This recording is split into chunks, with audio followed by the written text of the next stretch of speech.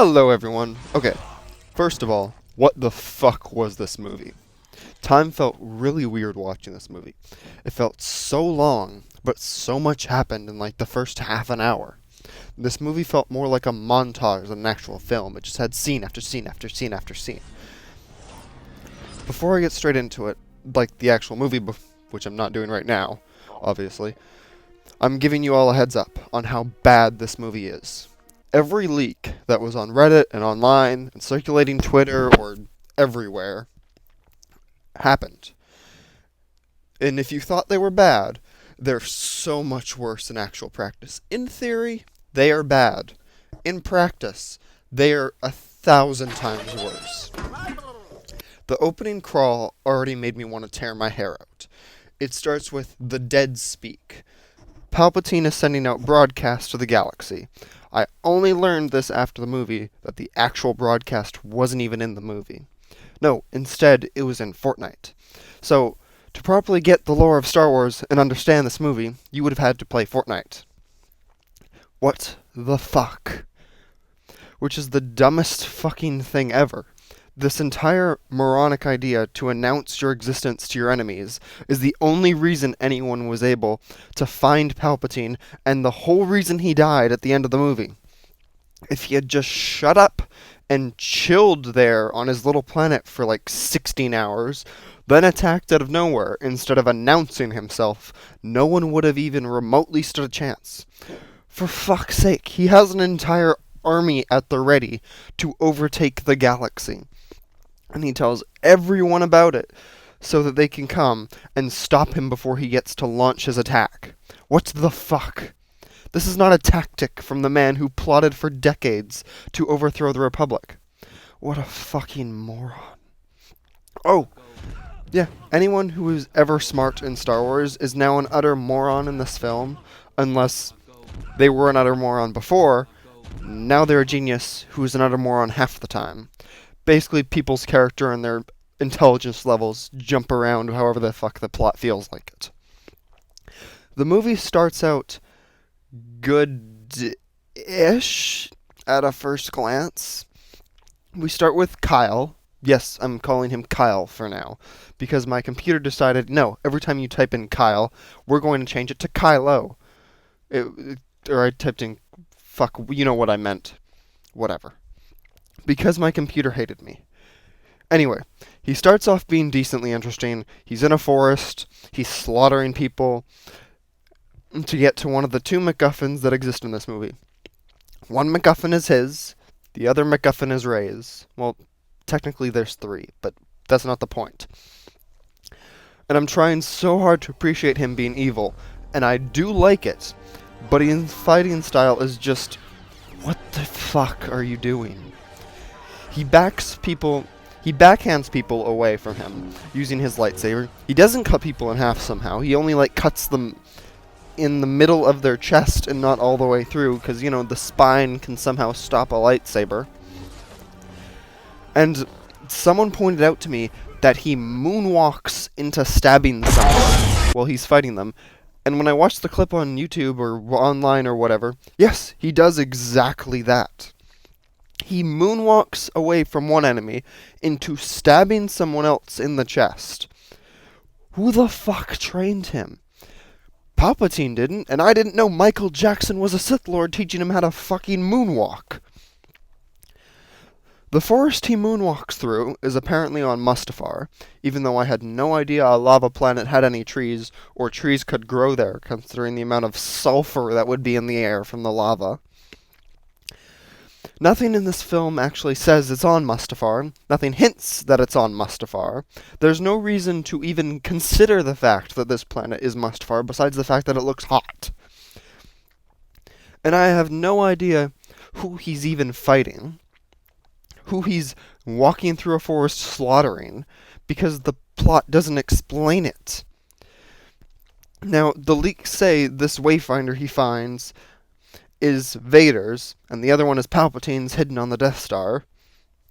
But why would Vader's put his in the middle of a forest in a little stone crate? Shouldn't it be in his castle or on his old ship or just, tucked away in a pocket on his suit? If the people he's slaughtering are protecting the Wayfinder, why would they stop Kylo? Why would Vader's minions be anti-Sith? It makes no sense. With Vader having one of these Wayfinders that brings up so many problems, though, too. That means that Vader knew about the secret base, and that all these followers existed, and probably bits of Palpatine's backup plan, and just never told Luke, never said, hey, on his deathbed, Luke, go find a planet surrounded by storm, and then he just dies.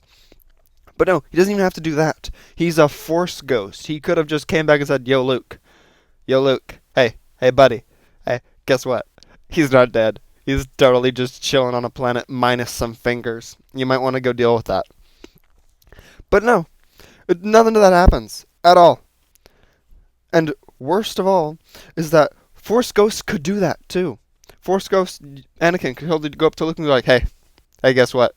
Hey, Palpatine's still alive. You're a fucking idiot. He's still alive. But no, because now they can shoot lightning whenever they feel like. They can catch lightsabers before they get thrown into fire. I've barely started this review, and I am so off topic of the actual opening scene, because every part of the movie breaks itself upon another part. Luke finding this thing makes no sense, because if Vader had it, then Vader would have told Luke. And Vader not telling Luke doesn't make sense, because Vader could have told Luke as a Force Ghost, because Force Ghosts can interact with the animate world because of this movie and The Last Jedi. Ugh.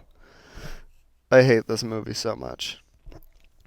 Anyway, while fun seeing him actually being evil, it doesn't last long, because after seeing the whole movie, I'm left wondering how the fuck did he know there would be a Sith holocron there that would lead him to Palpatine?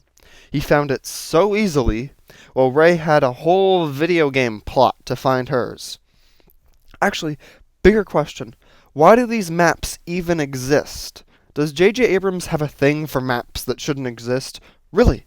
Luke's map in The Force Awakens shouldn't have existed because he was trying to die in peace, and Palpatine shouldn't have existed because he's in hiding preparing an army to take over the galaxy again. I'm pretty sure the dagger Rey uses to find the other holocron is an actual weapon, too. So, if I was Palpatine trying to stay hidden, what I'd really want to do is definitely leave a map to my location on my assassin's weapons. They already know where you are to get their mission. They know you're alive. They don't need a map 24/7 on how to get to you. What the fuck? Oh, there's also a MacGuffin for the MacGuffin so that Rey can reach her main MacGuffin. I'm trying so hard to be chronological about this movie. But like I said, every plot hole, every inconsistency is built around the past consistencies. And yes, I said around really stupidly. Not only that, but the magical dagger Rey uses to find the MacGuffin later on ends up being a perfect fit for a piece of a broken Death Star that shouldn't exist to begin with. A perfect fit if you stand in that one specific spot. How does the Wayfinder even work?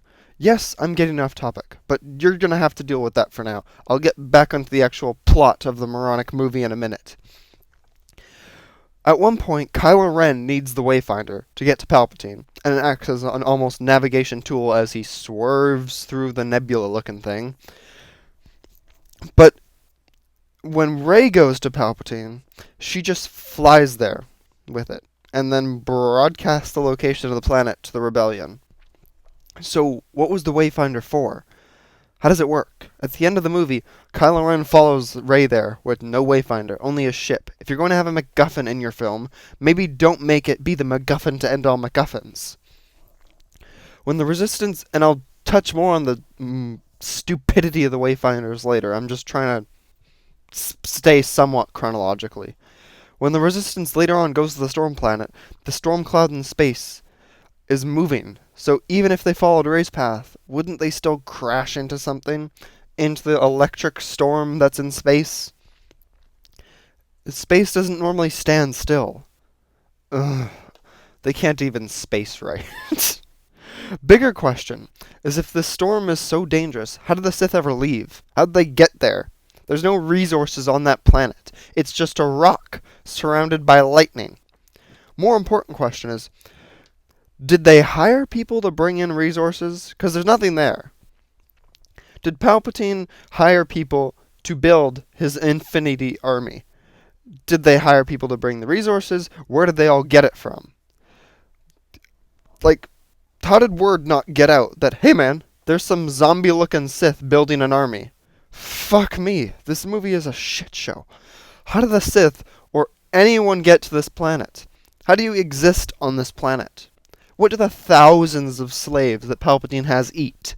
Do they order space takeout from other planets? Because this planet is a rock with nothing on it. There's no vegetation at all. There's like a dead tree, I think. That's like a husk of slowly disintegrating when Kylo lands on the planet, I think. Someone has to know this army exists and what is happening. Even just the supplies needed to build an army. Assuming they used magic to not need to eat. Okay, let's assume the Force is now a new MacGuffin, and all of Palpatine's followers can use it to a degree, and that's how they're still alive after all this time. You still need resources to build your army. There's nothing on this planet. Ugh. This movie falls apart so fucking fast if you just ask how something happens or why something happens. There's no infrastructure on this planet. There's nothing to build this fleet larger than a fleet ever built before, let alone somehow having all these people survive on the planet covered in gravity wells and random explosions of lightning everywhere. The original Empire had the whole galaxy, and they didn't have an army this big. So how the hell did Palpatine amass a force this big with bloody Death Star laser cannons attached to every one of the Star Destroyers? It's so large and unrealistic that asking how he did that blows the movie apart. It's not even that hard of a question to think of. A 10-year-old could be watching this movie, and 10-year-olds like to go, how'd that happen? Why? Why? Why? Why? So all they do is, where'd those come from? And then, how'd he build them? And you'd sit there and go, it's just the Force. Also, I hate everything. Also, if this storm planet is the secret Sith planet, what happened to Korriban? Is that not the original homeworld of the Sith, with tombs and secrets everywhere, that was in Knights of the Old Republic? And I'm pretty sure it made debut in the Clone Wars at some point, or maybe that was Dathomir. But that's... what happened to Korriban? Is that not the... isn't it canonically known as the Sith homeworld and not the Stormy Lightning Rock? Kylo then goes to the Planet of Storms that I can't remember the name of, but I watched the movie once, I got the plot, and I understood the whole movie, but it still made no sense. I don't remember the names of any of the planets, except for the fact that one of them is supposed to be Mustafar, and I think the snow planet that's not Hoth is supposed to be Kojima. But that's all I remember for the planets' names. But to find Palpatine, he flies through the space storm to get through to the planet. But guess what's surrounding the space storm that leads to the planet in space? Nothing. There is nothing surrounding the space storm to get to the planet. It is empty space. You could fly around the space storm and just go around it. Do people not understand that space is not a road? You can go anywhere. You can go up, down, left, right. There's 3 dimensions.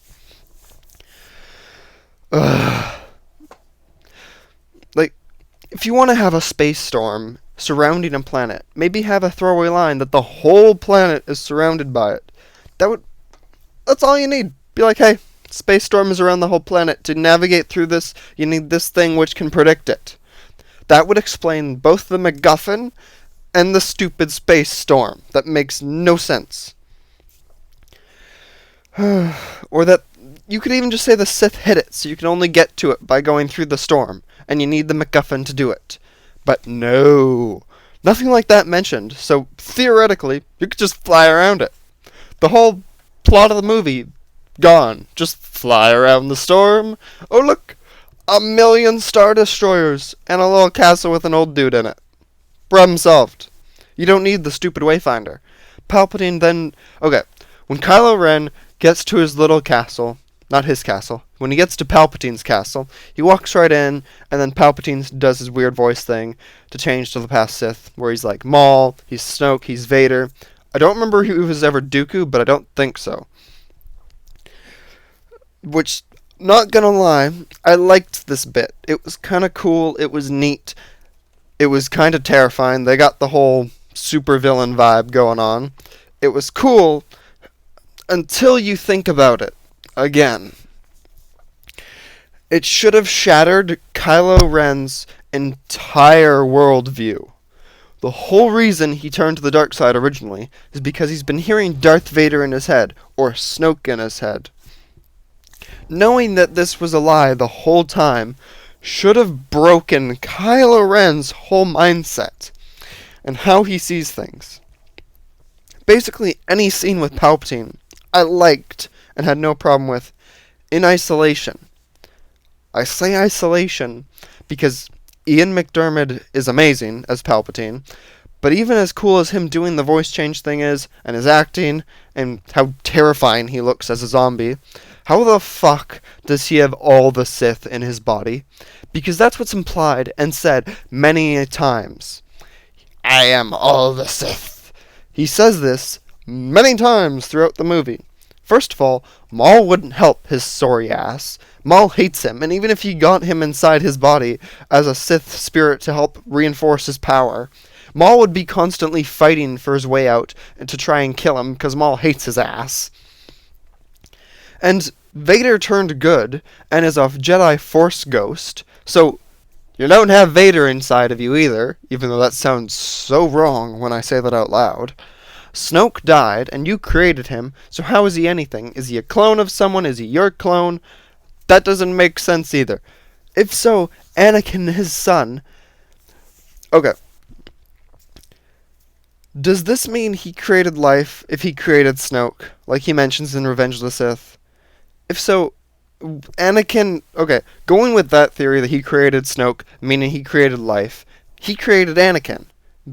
Because the whole theory of Episode 3.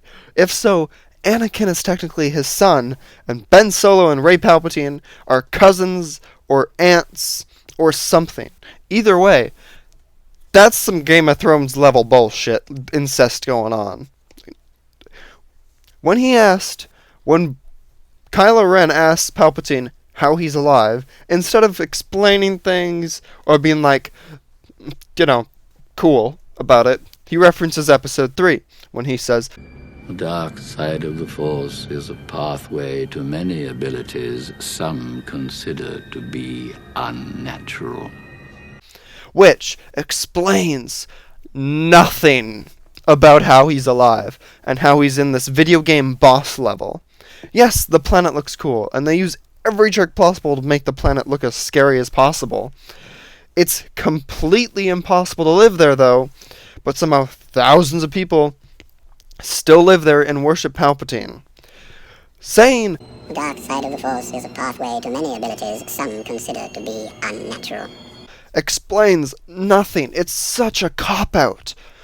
The Death Star exploded in Episode 6 to nothing. There was literally not a hunk of it left in Episode 6 that you can see flying. There's no ship flying around. There's no deleted scene of Palpatine showing up on this planet and going, prepare the 6,000,000 Star Destroyers equipped with Death Star cannons that can blow up the galaxy if I shoot them all at once. No, because that would be stupid. Because this is so out of proportion that it's idiotic. There's no way you should be alive at all. Ugh. Kylo Ren then says he killed Snoke and he could kill Palpatine too, and honestly, this movie makes no sense. I'm pretty sure he could, just because plot. Palpatine then breaks all the plot and the whole Disney trilogy by saying he created Snoke. Again, I have so many questions. Did he train Snoke? Is Snoke a clone? Why didn't Snoke take Kyle to Palpatine so he could take over his body like he wanted to do Rey? Why did he even have Snoke do anything when Palpatine could have chilled on this planet and waited? If he's behind the First Order, what was the point of it? What's the point of having the First Order cause some little bit of chaos over here while you amass a fleet big enough to wipe out the galaxy? Wouldn't it have been better just use those extra resources so you could have been done your fleet and anything you needed like 2 years ago or years ago? I'm probably going to make a whole nother video just to try and explain the idiocy of Palpatine's plan and how little sense it makes. But why do you even have Snoke do anything? Palpatine even has extra clones of Snoke in test tubes that are just floating there like severed heads. They're not severed heads. They're floating there like severed heads. Why? What is he doing with them? Do they have any purpose? Are they still alive? Are they conscious beings? Are they all automatically evil? If you thawed one out, showed them to Rey, and he was like, "Help me, I'm old and frail," would Rey teach him to be a Jedi? Is he automatically evil? Nothing is explained. Why? Snoke was powerful as shit. Why not just mass produce an army of those? If you can create them all. You have like 3 there in a test tube. You had 1 already controlling the galaxy, is what's apparently. Couldn't he just send out a new one whenever one dies? Like, oh look, another one died. Send another. Oh look, he died too. Let's just keep sending out another and another and another. Rey will keep killing them, but who gives a fuck? Wouldn't Kylo killing Snoke kind of ruin whatever plan Palpatine had for Snoke? With the Snoke clones, if he had a plan for Snoke, wouldn't Kylo Ren murdering him ruin his whole plan? With the Snoke clones, why not just clone himself? He could have just... There could be Palpatine clones running around. Snoke could be a Palpatine clone.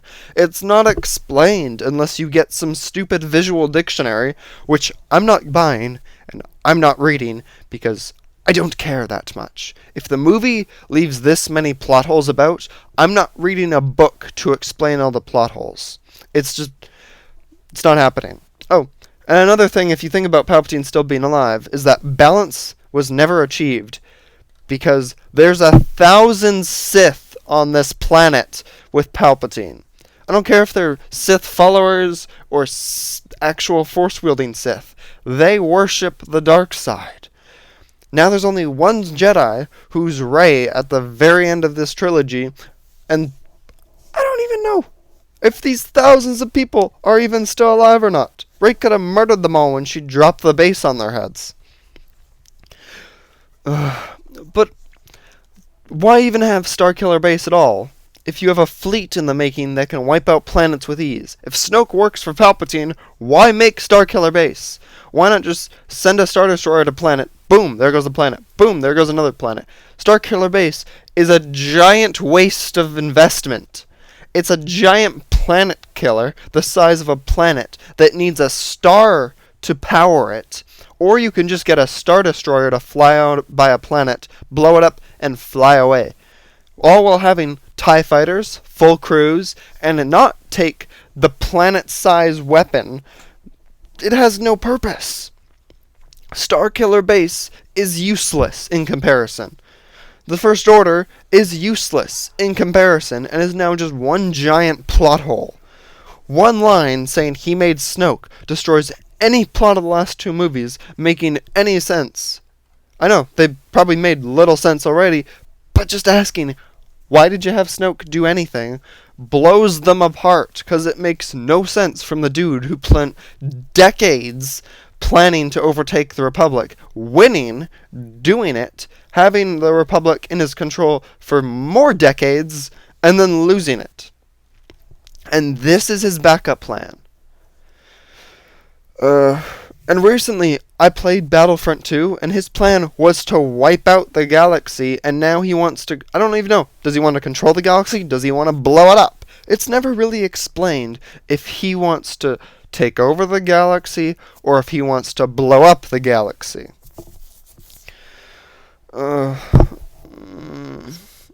Everything, like, you'll just confuse the audience if you go up to Palpatine and just ask him why. Literally, if you stop this movie and just ask why something happens, you'll be left so clueless, it's unbelievable. We don't get a single reason behind Palpatine's plan or his motivations. Honestly, I hate villain monologues, but at this point, I would have accepted it as a necessity of this plot for the whole movie to make sense. Palpatine should have answers to the questions, but there's no logical answer in the universe until you realize the whole movie is retconning the last two movies and putting them in new context, which makes the last movies even worse. This movie retroactively affects episodes 7 and 8 and tears their plot and storylines to shreds. Ugh. If he made Snoke and was alive enough to do that, why didn't he just come back himself after the Empire fell and picked up where Episode 6 left off? He could have picked up the pieces of the Empire while it was at its strongest, and then continued to rule the galaxy and wipe out whatever rebellion left. Luke wouldn't have won then. He could have just remained in hiding. He didn't have to sit on a throne on a Death Star and wait for Luke. He could have hunted down a new apprentice. He could have taken over the galaxy immediately after. Fuck the First Order. That makes no sense. All the Empire lost in Episode 6 was the Death Star, and they still ruled most of the galaxy. So why abandon that plan in favor of this? And if you had this already in the works, send over a Star Destroyer. It's not like Luke could find out where it is, because these ships have no navigation anyway. Which is another moronic idea of this movie that makes no sense. But that I will get into later, because I have to go back to the actual plot at some point. Did the First Order exist before Snoke? Yeah, I'm going to keep asking questions about this movie. If it annoys you, if I'm nitpicking, I'm sorry. But it makes no sense. If I ask a question, there's no answer. And if there is an answer, it's not explained by the movie. If it's common sense, well, I think I have enough common sense to figure out what's common sense or not. But let's see. Did the First Order exist before Snoke? How did he take control? Why have the First Order if he needed it? Why not just lead them himself? Palpatine could have. Did he drop Snoke off on a planet and say, "Alright, have fun, go cause some chaos while I build an army"? Like, wouldn't Snoke even just say, "Hey, couldn't we both just wait over there on your planet until your army is ready before taking over the galaxy? Why do I have to risk my life with a small army and a planet-sized super weapon? Isn't your idea better? Can't we just go with yours? I like it. It keeps me out of danger." Like, what the fuck? All these questions don't even take into account how utterly ridiculous it is that Palpatine is alive at all. And it's never explained how he's alive. If he's alive because clones, why does he still look like a fucking scrotum? Does he still just suck at cloning? Because even the other Snokes in test tube were all disfigured like the original was. I'm gonna try and get back to the actual plot before I slowly kill off my brain cells. God, I'm barely 10 minutes into the actual plot too, I just realized. He tells Kylo Ren later that if he kills Rey, Kyle can have his massive fleet of, I don't even know how many Star Destroyers, but let's say thousands or millions, because who knows? It's never said. It's just the final order. Because it's the biggest fleet the galaxy has ever seen, as said multiple times in the movie. So, if you don't understand by the visuals of the thousands that exist, you do now, because they said it's the biggest fleet ever. If you're an idiot and you didn't understand that. So Palpatine has thousands of ships, but each ship has a Death Star power cannon attached to it. I have a question. I know, I have lots, but I have another one. How did Palpatine end up creating these thousands of ships? And an even bigger question is, how did he staff them? I know I already asked this for the resource question, but where did he get all the people? Do they all live on this Storm Rock planet? Where'd they all come from? Is this just what happens when, someone is off screen for 2 movies, all of a sudden they come back and they're like, "I have the largest fleet in the galaxy," and they're all like, "Oh shit," so we blow it up. In the words of Poe, So we blow that one up. that's what he says in episode 8 for the whole, they have a tracker, so we blow it up. And they're like, no, Poe, that's not possible. It doesn't work like that. And he's like, oh fuck. Okay. Let's try again. Let's think of an actual plan. And I hate myself so much for this movie. How is Palpatine offering Kylo Ren the throne when Kylo is already the supreme leader of the galaxy? Like, it's never properly explained how much the Empire controls and how much the Rebellion controls, but he's named supreme leader. He controls a large portion of the galaxy. Does he really need Palpatine's help to be named Emperor? Then later he offers Rey the throne, but she doesn't take it, so Palpatine decides to take over. Which plan was the original plan? Did he ever have a plan? When Palpatine shows off his fleet to Kylo Ren, he lifts his hand and the fleet rises. At no point when I first watched this movie did I think, oh, he's lifting it with the Force. And then afterwards, I talked about it with someone else, and they're like, no, he lifts the ships up out of the planet with the Force. And I'm like, no, that can't be real. That's so overpowered that I don't know if that's true or not, but if it is, what the fuck? Honestly, that's so overpowered to an insane degree that it just breaks Star Wars. No one poses a threat to Palpatine anymore if that's the case. I'm so hopeful that the ships just moved up by themselves with their actual thrusters, but I don't remember Star Destroyers having upward thrusters. If they do, thank God, the movie makes some degree of sense in this 2-second scene.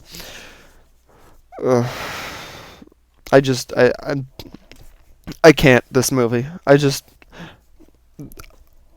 can't. Like, I'm flabbergasted that this movie even got created. How? Multiple people should have watched this movie and went, maybe we should take that scene out and, like, just have the ships lift off so there's no hint about this stupid possibility. It's such a cool visual with no thought but behind it.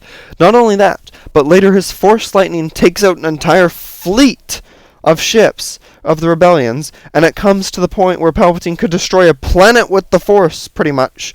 And the Force is so broken in this movie now that it can do literally anything the plot requires of it. Does no one remember Han Solo in Episode 7 saying, "That's not how the Force works"? Like, that is the exact equivalent of this movie. This movie is that quote. That's not how the Force works. That is this entire movie.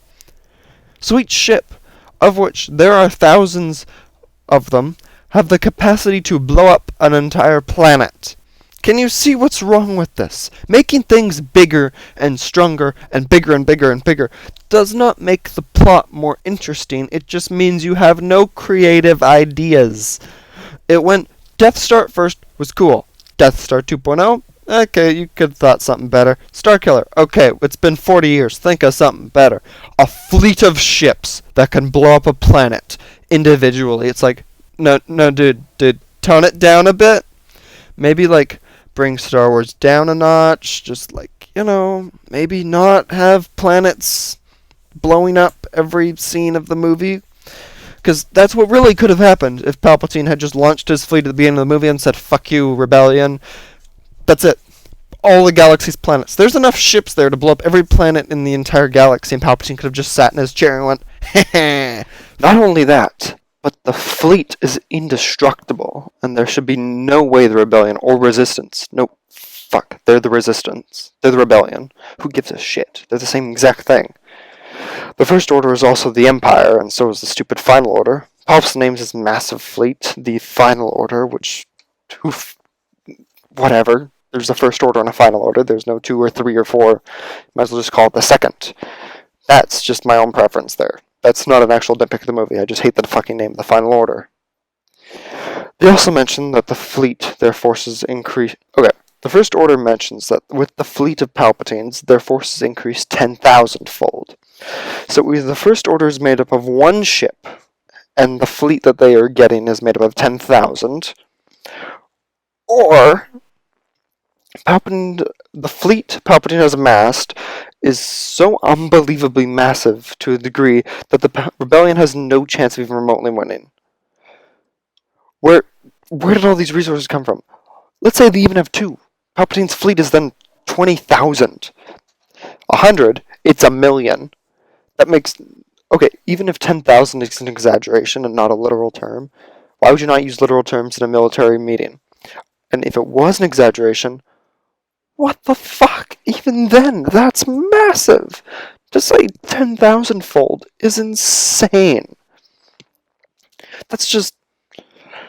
My god. Where did they all come from? Bigger question is, how are the Star Destroyers supposed to get through the space storm when the mini ships of like the TIE fighters and Rey's X-Wing later on in the when Luke's X-Wing later on in the movie can't even get through. It's Luke's X-Wing. It's not Rey's. Rey stole his and Anakin's lightsaber and his X-Wing. Worse than that is the mere fact that every ship has a planet-destroying cannon. Yes, technology develops in movies and during war, but 40 years ago, the power needed to blow up a planet took the size of a small moon, and multiple planets, just like 2 years ago, took the size of a planet. It just... It doesn't... I don't understand how you logically make the jump from there to there to there. That's a massive leap beyond anything. Planet Destroyer tech is now so simple to be made. Thousands can be made on a whim. Like, why does the First Order even need this fleet? We have no idea who even runs the galaxy. Is the First Order in charge of the galaxy? Or the Rebellion? There's also the risk of a ship being taken over by the Rebellion and aimed at Palpatine's planet. Even then, when it blows up, his planet could still be alive. Like, it's just... Even if the planet blew up, Palpatine could somehow probably escape, because he escaped the Death Star blowing up. Now that Palpatine came back from the dead once, they can bring him back whenever they want, because there's no saying, like, oh, he disintegrated, but his spirit lived on. Like, no, he can be alive whenever they want. They can bring him back. Because, you know, the Force. The Force, why not? Like, that's the newest MacGuffin of now, apparently. I hate this movie so much. It just... How did this get made? I'm going to ask this question multiple times throughout this video, in case you haven't noticed. That, just how? Anyway, he promises Kyle that he can have his massive fleet if he kills Rey. Why kill Rey, you ask? It's part of his plan, which I will explain later. That also makes no sense whatsoever. Even when you take a second to think about it, it makes less sense. The more you think about it, the less sense it makes. He then says Rey is not who he thinks she is, and then it cuts to black, and it changes scenes to Rey on some unnamed Force planet. That's another thing. Half the planets we see in this film, they're never actually named what planet it's on. We're just kind of assuming, or we're told once, and that's it. Like, it'd be nice if we got, like, a little title. Normally I don't like this because it's annoying, and you could use it in the actual plot. But you introduce a lot of planets and places in this movie. Like, it's not like you're on Earth. When you see the London Bridge, or New York City skyline, or the Statue of Liberty, you know where you are. In this, you have no idea where you are. A little title call that says, like, Mustafar, Jakku, Tatooine, Kojima, Storm, Space Rock. It'd just be nice. It would explain... I might actually remember these planets. We either have to guess otherwise, or remember, and since I can't remember what snow planet is called, or like, okay, I remembered Kojima, and that's like, and Tatooine, and I think that's the only planets I actually remembered during this movie. We cut to Rey eventually, it's just floating, with lots of rocks floating around her. She's not just levitating though. Like, okay, I know some people complain that she's levitating, that's not canon, but like, whatever. They've done it before in Coder. They had it where if you're meditating and stuff, you can kind of float. But my problem is that she's not really floating a few inches off the ground. She's like flying 6 feet in the air. This human being can basically fly at this point, with how easy it is for her to levitate. She repeats over and over again, be with me. be with me, be with me. Which at first, when I saw this movie, makes me think she's trying to force Skype Kylo again, like in The Last Jedi. But nothing happens, so she does a little spin, lands on the ground. By the way, her little backflip spin midair thing she does to land on her feet, it looks so fake, and like she's attached to wires. I have questions again, though, because of this scene. Why is she training? Rey doesn't need it. In past movies, she's all-powerful, but now she needs training. I know they did this so no one can argue that she hasn't had any training, because now she clearly has. They're like, oh, look, we're shoving it in your face now. She's trained. But later on, Poe has a point, though. Why is she even training? She's beaten Kylo twice, amazing at everything. She can fix ships. She's probably the best mechanic they have. She's probably the best pilot they have. She's probably the best shot they have, because they made her all-powerful. Like, even Anakin Skywalker and Luke, they were good, but they had their talents. Anakin was a mechanic. Luke could fix a few things. Anakin was a good lightsaber. He wasn't all that good on diplomacy. Rey, she's fucking good at everything. Luke was a terrible shot, except when he used the Force, and then he was good at it. But like even then, he used a lightsaber. He still wasn't all powerful with it compared to Rey, beating everyone she's gone against with a lightsaber, except for Snoke. But that doesn't count because he doesn't have a lightsaber. Like, go help them win the war. You're just wasting your time on this planet. She's literal perfection in the past 2 movies. Why bother training? Go do something useful. The last movie, you lifted even bigger rocks than the ones you're lifting now after like 3 days with Luke. If you're not lifting a Star Destroyer right now, I'm saying you declined a bit in your prowess. Then we meet Leia again, and okay, before I talk about Leia, I have to say, love Carrie Fisher. She's an amazing actress, and she was an amazing actress and person. But she probably shouldn't have been in this movie. Every line she has seems kind of generic and so obviously cut out of context. It's so jarring, and it pulled me out of the movie many, many times. And she kind of, you can tell she's not there. You can tell. She barely interacts with anyone physically, and when she does, they cut her face from the screen, and they probably have a body double stand in when she hugs people, so they don't, break the universe by having her actually there. She probably has only 10 or so lines in the movie, but they're all so generic, it's annoying. All of her lines are clunky and awkward. They consist of Ben and don't underestimate droids, and I think if you watch The Force Awakens or The Last Jedi, the don't underestimate droids line is actually a deleted scene that you could find. And saying Rey a number of times, it's just, she should have been cut, honestly. They could have started the movie with her funeral or something. Ben could have felt responsible. You could have done it without her. The only thing that changes is Ben doesn't turn good if she's cut, but I'm pretty sure they could have worked around that. It's obvious when you watch these scenes that they based entire scenes around her lines. She had one line saying be optimistic, and you can tell they based a whole scene around that one line, because that one dude who's from Heroes, the TV show Heroes, I can't remember what his actual name is, but he's from that TV show. Sounds very not optimistic. He sounds very pessimistic to Leia, and she's like, be optimistic. And that's her one line in that scene, while the 2 other people beside her say like 10 different things. It's very jarring that if she was there, she would have had more. I think it would have been better if she wasn't in the movie at all, just because it kind of took me out of it. It's nice seeing her again, but it was too jarring. It was obviously camera trickery, and I'm not, like, they did good with what they had.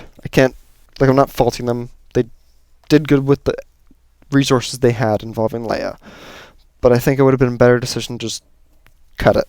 Just don't do what they did with Tarkin. Just don't. Rey then runs a little obstacle course with a little remote droid from episode 4 shooting at her and following her. She does some needless parkour, and at the end of the droid starts hitting her, starts shooting her, and actually hits her. And then she gets annoyed. We then switch to Kylo, messing with Darth Vader's helmet. He's doing something mystical with the Force, because the Force does anything you want now. Like, anything. It literally, the Force does anything. There's no limits to it whatsoever anymore. And Rey's getting angry. She's destroying parts of the Force because she can't catch the droid that shot her.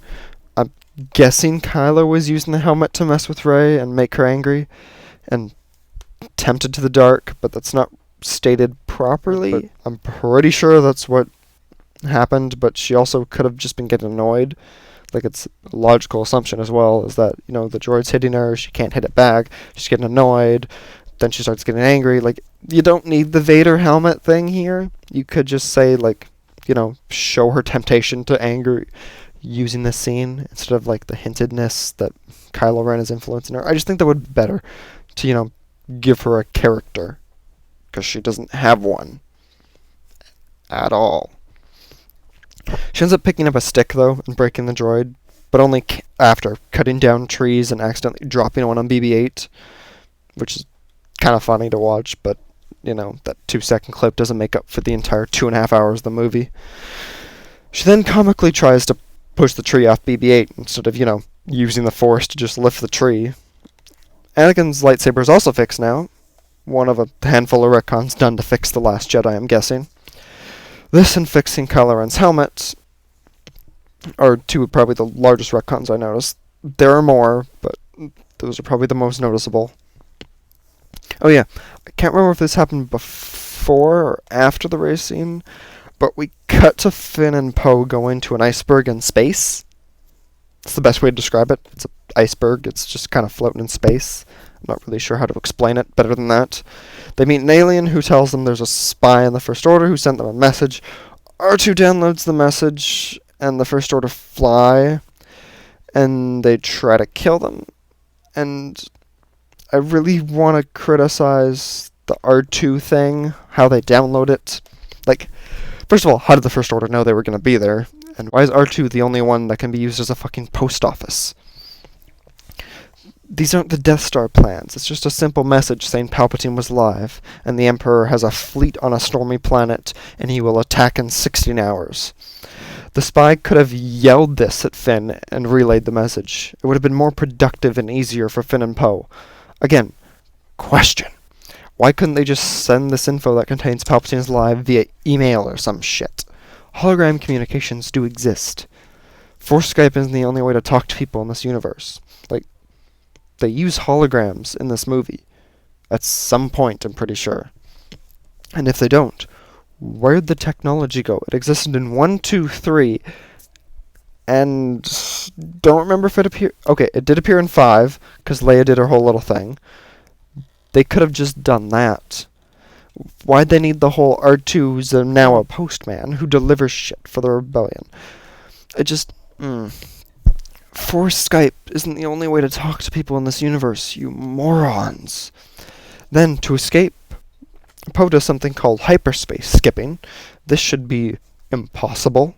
In Episode 4, Han... And yes, I'm using resources to dispute things this movie does. In Episode 4, Han tells Luke that plotting a hyperspace route takes time, or they could crash into something and die. Later in Episode 7, Han tells Finn jumping onto hyperspace in a planet's atmosphere is incredibly dangerous, and Poe does it probably 6 consecutive times. So either Poe is magical and used the Force in this 2-minute scene, or random luckiness of not dying breaks the movie even more. Now, I'm not sure how much this breaks the lore of Star Wars, or if this is even possible to do, but he jumps from hyperspace to somewhere over and over and over again. It's like hyperspace, ooh look, spiky rocks. Hyperspace. At one point, I think they landed on Bespin, because there's like clouds and floating dome-looking thing above them. Not sure it's Bespin, because they don't say it, but, I'm pretty sure they just tried to reference different places that they might have been in the past movies, or maybe even in the Rebels TV show, but I'm not sure, and I didn't have the time or effort to care about those 2-second clips enough to research every individual one. I feel like this whole scene shouldn't exist, though. It should be impossible for a human to do, because you have to know exactly where you are in hyperspace and when to drop out. Not to mention that the TIE fighters following them can all follow them through hyperspace. I don't know if this is from episode 8 and they can track hyperspace still or what. That's not explained. Because every other movie they can hyperspace away, and the Empire cannot follow them, except for 8 and this one. So why now? Bigger question is, at the end of the movie, when all the rebellion hyperspace away and there's still hundreds of Star Destroyers, why can't they follow them? See what I mean? This just breaks every plot hole that exists in this minuscule scene, breaks the main plot of the movie. I'm assuming the hyperspace tracking is why they're not being able to just hyperspace away and why they have to do hyperspace skipping. But they don't say that. I'm blown away that the tracking thing is now on individual TIE fighters as well, when last we saw it required a whole room bigger than a TIE fighter in a Star Destroyer to track one single ship. Also, the planets they hyperspace to are distinctly different. I wonder how the actual fuck are the planets completely different when hyperspacing. There's nearly instantly they go one to the other to the other to the other within like 10-second time frame. And each planet has a completely different environment and atmosphere. Unless they're jumping galaxies, those planets should be somewhat similar in relation to their environment. And since when do TIE fighters have hyperdrive? No TIE fighters before have ever had hyperdrive until now. That was an Empire thing. No TIE fighter except for Darth Vader's custom one had a hyperdrive, or they'd explode or something along those lines, because this thing was too small to carry a hyperdrive. It would shoot out and then it would explode. It needed armor and stuff that Vader's had.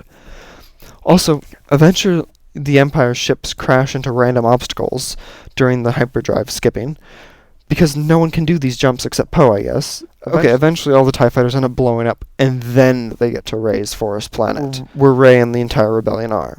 When they land, the Falcon is literally, and I use literally on the literal sense here, the Falcon is on fire. There's barely a spot of it that's not on fire. Chewie is just fine with this, I guess. He doesn't say anything. Rey, however, sees this and loses her shit at Poe. She now owns the Falcon, is the reason she's upset, I think. It's never stated, but yeah. I'm guessing she owns the Falcon. She has Luke's lightsaber. She owns the Falcon. She is all-powerful. She is literally the original trio combined. She has Luke's force powers. She is like Leia in some regard, that she's a woman. She's a rebellion leader, whatever you want to say. They basically combined Han, Luke, Leia into one person and went, bam, she's the main character. You don't need a trio. And then they're trying to stick a trio in here anyway. Rey, however, loses her shit at this fact, though. I don't get it.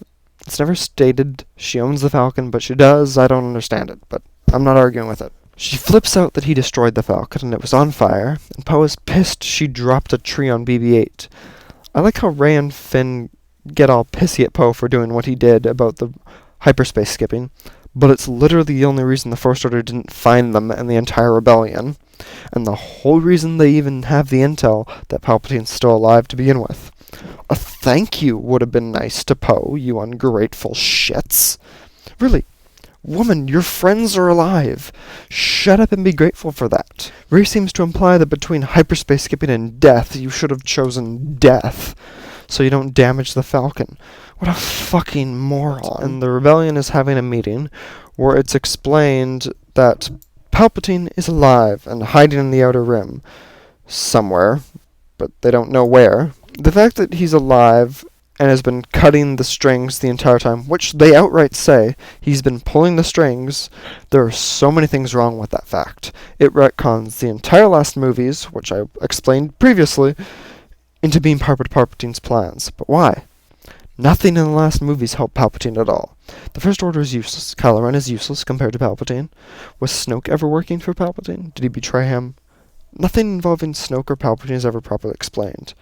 The whole Vader-Palpatine plotline of 4, 5, and 6 doesn't need explaining. It's simple. He's the apprentice. He's the master. He works for him. Snoke, however, I have so many questions because it's never explicitly stated whether he works for him, whether he's an apprentice, he betrayed him, or what happened in that relationship's regard. Palpatine creating Snoke, and this all being part of his plan, is so obviously not true, and makes it so obvious that Lucasfilm and the entire studio had no plan at all for this trilogy.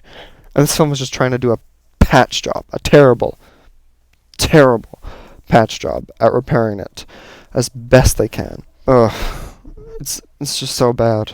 Anyway, they mention a planet, and Rey figures out Luke was researching this planet, and had clues and a whole search documented in a book that Rey stole from the temple in Ahch-To before Yoda burned it down. Rey has all Luke's book, and I guess one is one of his diaries or journals of when he was looking into Palpatine. The fact that Luke was looking into this planet, that's the Sith homeworld, makes me wonder why. He knew about Palpatine's assassin, but he didn't actively know Palpatine was alive. It breaks so much. If he knew the planet existed, then he knew Palpatine had assassins. If he knew Palpatine had assassins, he knew Palpatine was alive. If he knew Palpatine was alive, why did he go into hiding? He knew Palpatine would come back, and he just went, fuck it, the galaxy can burn, apparently. Just destroys Luke's character even more. Enter Desert Planet number 3 now. I don't remember what it's called. I can't call it Tatooine 2.0 because that's Jakku. And Tatooine makes an appearance in this film, so I can't call it that either. The group of Finn, Poe, 3PO, Chewie, Rey, and BB-8 go to not Tatooine. All of our heroes are here. Yeah, there are heroes now. You should get used to that. The original trilogy heroes all start together because of the Force, and then they grow to love them all together. And they all team up. That's the original trilogy. These characters, though, are just together because they're the main characters. There's no chemistry between many of them, except for, like, Finn and Rey, and Poe and Rey, and, yeah, Rey and someone else is what makes the chemistry of this movie. There's no other connections, except for, like, Finn and Poe, which is a weird bromance thing going on, which would be nice to see if they had some kind of brotherly relationship thing going on.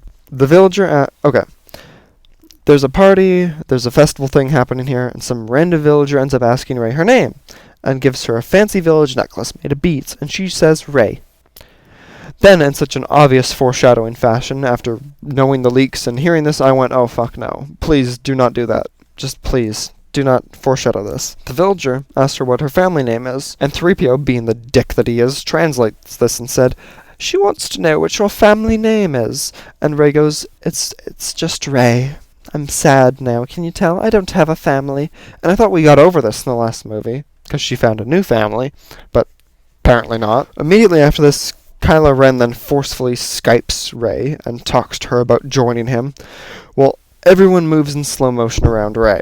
Now, I noticed this, and it annoyed me, because I don't know if that's supposed to happen, because that's such a cheap ability they could use to the point they're slowing time in the real world. Or do they look like they're going at super speed in their little Skype bubble? Not only that, but Snoke set up the Skype relationship between the two in Episode 8. What exactly is stopping Palpatine from listening to their Skype calls every time Kylo says that he's going to kill Palpatine? Kylo Ren steals Rey's new necklace and figures out where she is from that. Now, not much happens here, so the First Order then finds them really, really fast, and they get saved by a random villager who, gasp, is Lando Calrissian.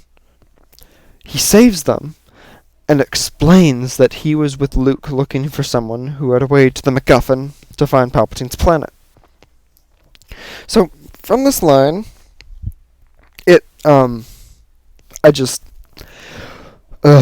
from this line, Luke then knew about Palpatine's hidden planet, and that it was a secret Sith planet, and still went into hiding. Yeah, the Luke Skywalker Jedi Master, in full knowledge of a secret Sith planet, went looking for it, and then went into hiding. Anyway, yeah, make Luke look worse, why don't you? After already murdering his character in the last movie. So this brings up more questions, as if the movie didn't do it enough. The group of friends then steal some speeders and rush to find the MacGuffin dagger that helps them find the other MacGuffin. Because there's a MacGuffin to find the MacGuffin to go to Palpatine, because Palpatine was found by Kylo Ren using another MacGuffin. This is what this movie is. Think about that sentence I just said. That is the plot of the entire film. And it sounds so moronic. The Empire finds them while they're riding away on their speeders. And that's when we get the lovely scene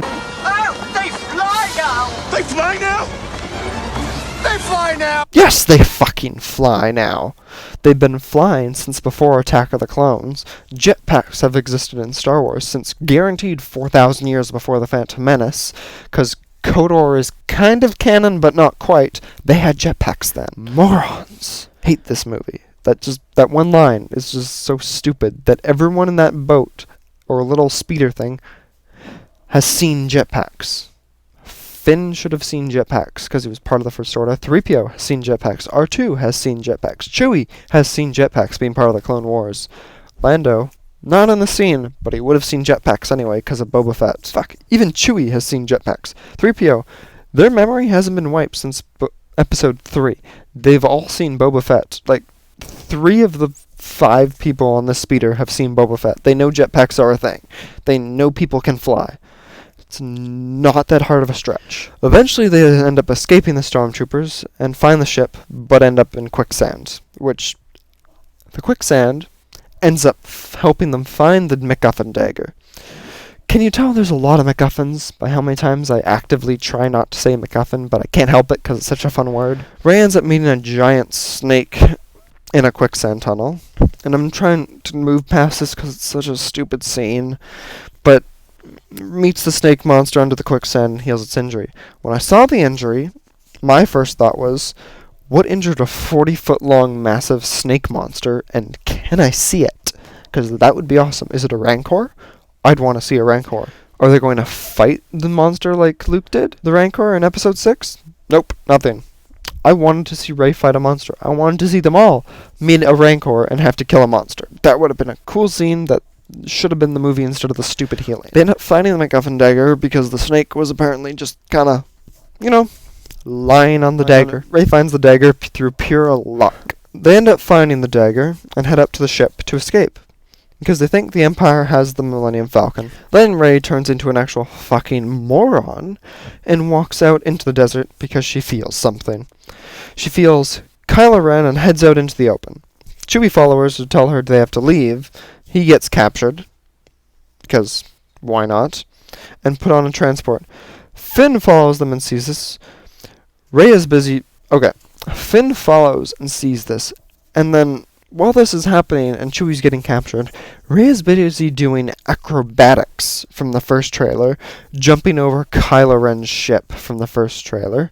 Why she's jumping over Kylo Ren's ship from the first trailer? I keep saying first trailer to process the point that this scene only exists for a trailer shot. They could have shot at the TIE fighter. She could have used the Force on the TIE fighter. There are so many other methods instead of nearly getting run over by a TIE fighter to stop the TIE fighter. Why she does any of this, though, instead of just leaving and ignoring Kylo Ren, who knows? She went from all-powerful Mary Sue during 7 and 8 into a moron in the span of these few minutes. She then makes Kylo's ship crash, and he survives because Force, because, the Force can just do whatever. That's how everyone survives now. Using her overpowered Force abilities, she Okay, let me back up a bit. Finn ends up running out and yelling at Rey that the ship is taking off as Chewie prisoner. Using her overpowered Force abilities, she ends up stopping the ship midair, and Kylo Ren tries to stop her using the Force. They end up holding the ship in midair so it's not moving at all, and Rey gets mad at him and life itself for some reason because it's stressful holding the ship in midair. I'm not exactly sure, but she gets angry. While Finn is just kind of standing there, useless, instead of shooting at Kylo Ren or shooting at the ship's thrusters or doing anything, Rey in her anger shoots Force lightning at the ship. The altruistic Rey somehow uses the Force to shoot lightning. The lightest aligned Jedi ever is using the dark side's power. How? Rey is only perfectly altruistic and accidentally uses Sith powers, which I haven't even seen Kylo Ren use yet, because it's not even clear if he is a Sith. Snoke used Force lightning, so he is a Sith, or at least using the dark side. Kylo Ren shows he's just an evil Jedi. He's a dark Jedi. Really. He's not a Sith. He's not a Night Sister. He's not a Night Brother from Dothraki. Dathomir. I'm referencing Game of Thrones in this video now because of how stupid this thing is. This is worse than Game of Thrones Season 8. Anyway, she ends up shooting Force lightning at the ship. While that makes no sense at all, she ends up blowing up the ship somehow. Because lightning and ship fuel, boom. Kylo Ren stands there like a moron, while Rey screams Chewie. And Rey and her friends end up escaping. While Chewie, the Wookiee, the myth, the legend, dies. And Chewie's alive! I shit you not. The very next scene shows Hux bitching that they lost a transport and troops, but they have a prisoner. Wow. Guess who it is? It's Chewie! He was dead for about 5 seconds, I think, before they faked it.